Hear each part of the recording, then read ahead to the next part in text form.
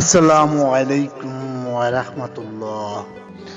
প্রিয় দর্শক, আজ আমি আপনাদেরকে জানাবো মুনাজাতে মকবুল অর্থাৎ দোয়া করার পদ্ধতি।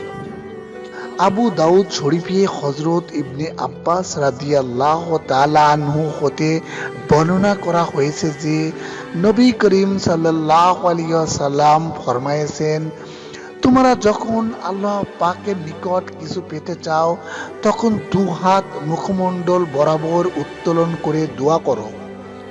দোয়ার শেষে স্বীয় হাত দুখানা মুখমণ্ডলে মাসে করো।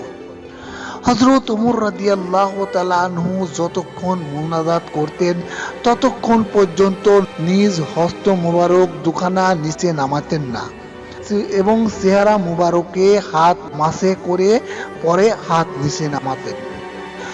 চলুন জেনে নেই হযরত আদম আলাইহিস সালামের দোয়া বা মুনাজাত। হযরত আদম আলাইহিস সালাম ও বিবি হাওয়া শয়তানের ধোঁকায় পড়ে আল্লাহ তাআলার নিষিদ্ধ গন্ধম ফল খেয়েছিলেন। ফলে আল্লাহ তাআলা তাদেরকে বেহেশত হতে বহিষ্কার করে দুনিয়ায় পাঠিয়েছিলেন। হযরত আদম আলাইহিস সালাম ও বিবি হাওয়া দুনিয়ায় পতিত হয়ে দারুণ ভাবে আল্লাহ তাআলার দরবারে কাঁদতে লাগলেন। তখন তাদেরকে আল্লাহ পাক একটি দোয়া শিখিয়ে দিয়েছিলেন, যার বরকতে আল্লাহ তাআলা তাদেরকে ক্ষমা করেছিলেন।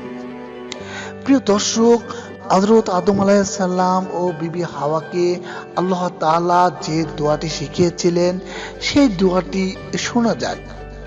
বিসমিল্লাহির রহমানির রহিম।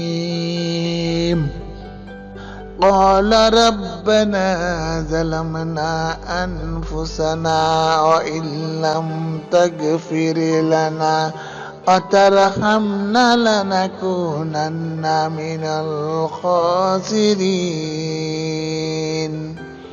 এর বাংলা অর্থ হলো, তারা বললেন, হে আমাদের রব, আমরা আমাদের প্রতি জুলুম করিতেছি, অতএব আপনি যদি আমাদেরকে ক্ষমা না করেন এবং আমাদের প্রতি রহমতের ছায়া না দেন তাহলে আমরা ক্ষতিগ্রস্তদের মধ্যে গণ্য হব।